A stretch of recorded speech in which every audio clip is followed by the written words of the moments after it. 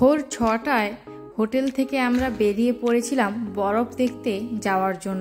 এখানে ছিল ফি বেরিয়ার। আদার স্টেটের গাড়ির জন্য ৩০০ টাকা পে করতে হয় আর বাইকের জন্য ১০০ টাকা।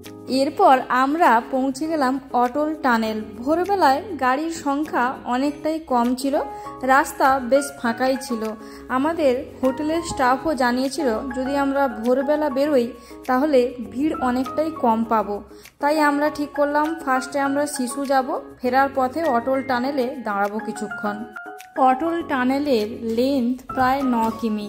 এই অটল টানেল হিমাচল প্রদেশের মানালি থেকে স্পিতি ভ্যালির রুটটি কানেক্ট করে। বরফে ঢাকা পাহাড়ের মধ্যে দিয়ে আমরা পৌঁছে গেলাম শিশুতে। ওখানে বরফ পড়ার কারণে গাছগুলোতে কোনো পাতা ছিল না। আমরা মানুষের ভিড় থেকে একটু দূরের দিকে যাই আর ওখানকার ভিউটা ছিল ঠিক এমন, চারিদিকটা প্রাকৃতিক সৌন্দর্যে ভরা। ওখানে অনেক পাথর দেখতে পেয়ে টিম ওর পাথর ছোঁড়ার কাজে ব্যস্ত হয়ে যায়। এই নদীটির নাম হলো চন্দ্র। জলটা ছিল অত্যাধিক ঠান্ডা। ফটো তোলার কারণে জলে তো একটু হাত দিয়েছিলাম, কিন্তু তারপর কিছুক্ষণের জন্য আমার হাতটা পুরো অবশ হয়ে গেছিল। এরপর আমরা ওখানে কিছু মুহূর্ত ক্যামেরা বন্দি করি।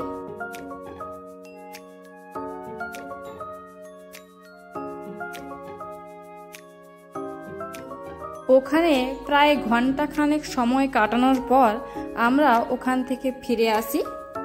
গাড়িতে বসার আগে খাওয়া দাওয়াটা ম্যান্ডেটারি। আমরা নিয়েছিলাম ম্যাগি আর মোমো।